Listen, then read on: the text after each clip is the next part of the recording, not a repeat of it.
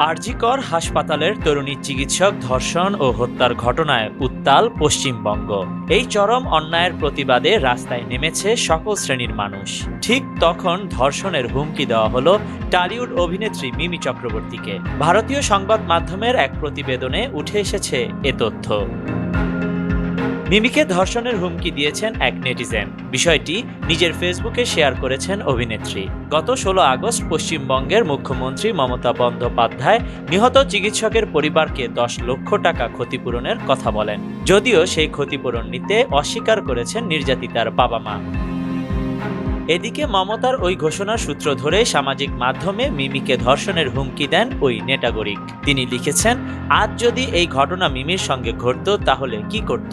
মিমির পরিবারকে 10 লক্ষ টাকা দিত নাকি? তাহলে মিমিকে আমার ঘরে পাঠিয়ে দেওয়া হলে আমি দিয়ে দেব 10 লাখ ওর পরিবারকে। সঙ্গে মমতা ও মিমিকে অশ্লীল ভাষায় গালাগালও করা হয়েছে।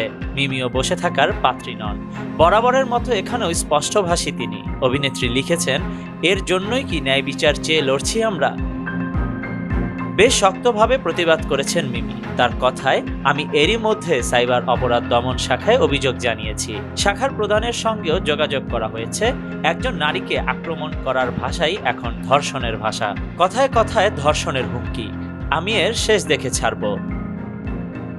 Khandakar Ishtiaq, news now 24।